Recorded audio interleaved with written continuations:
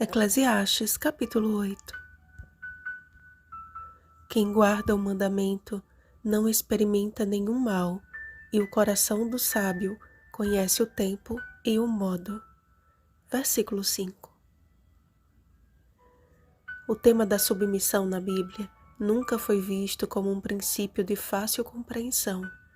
O texto mais conhecido e mais polêmico a este respeito encontra-se em Efésios capítulo 5, versículo 22, que diz: As mulheres sejam submissas ao seu próprio marido, como ao Senhor.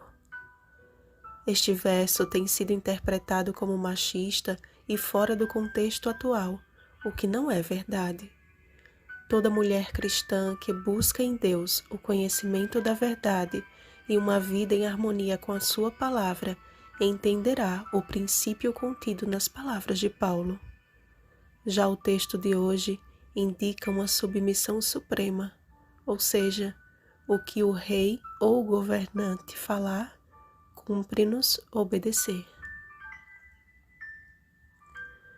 Talvez se as pessoas soubessem simplesmente qual é o significado de submissão, não considerassem tão absurda essa ideia.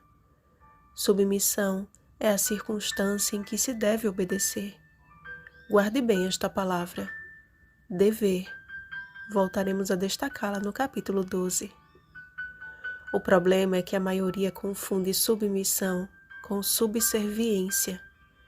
Subserviência significa aquele que obedece de forma humilhante. Com certeza não é essa obediência que se refere às Escrituras. A obediência nunca foi requisito para a salvação, mas deve ser o resultado dela. Se Jesus não tivesse sido obediente até a morte seria o nosso destino eterno. Ele mesmo nos deixou exemplo quando declarou: Eu tenho guardado os mandamentos de meu Pai, e no seu amor permaneço. João capítulo 15, versículo 10. A submissão bíblica é, sem dúvida, uma forma de tirarmos o foco de nós mesmos e de nossos propósitos egoístas e permitirmos que Deus faça resplandecer o seu rosto sobre nós. Não adianta ficarmos cogitando desculpas para a desobediência, mas precisamos buscar na palavra como fugir da rebeldia. O limite da ordem de um rei ou governante foi muito bem definido por Pedro e pelos demais apóstolos. Antes, importa obedecer a Deus do que aos homens. Atos capítulo 5, versículo 29. O nosso dever cristão deve estar acima do nosso dever cívico, mas este também deve ser sempre obedecido, desde que não seja obstáculo para o exercício de nossa fé. Lembre de Daniel, quando foi proibido de orar por um decreto inconsequente, e ainda assim não rebaixou a sua norma espiritual, mesmo em face da morte. Estamos cercados de cenas que retratam a grande desigualdade social que há em nosso país e na grande maioria dos países do globo. Mesmo sendo em grande parte consequência da corrupção e da má gestão pública, isso não nos autoriza a deixarmos de obedecer às autoridades. Na verdade, isso reforça o nosso dever cristão. Todo homem esteja sujeito às autoridades superiores, porque não há autoridade que não proceda de Deus. Romanos capítulo 13, versículo 1. Assim também funciona no sentido espiritual. Muitos têm julgado que os perversos gozam privilégios, ao passo que os cristãos têm sofrido apesar de fazer o bem.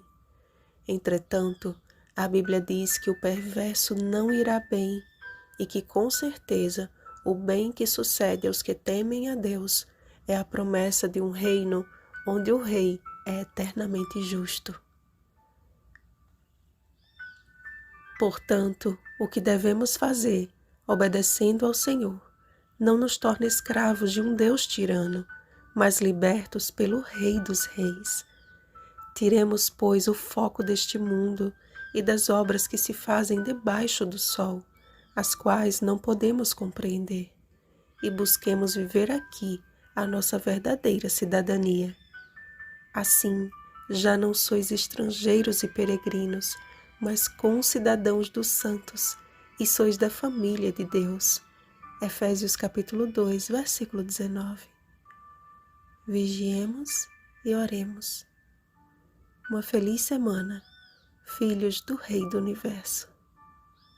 Rosana Garcia Barros.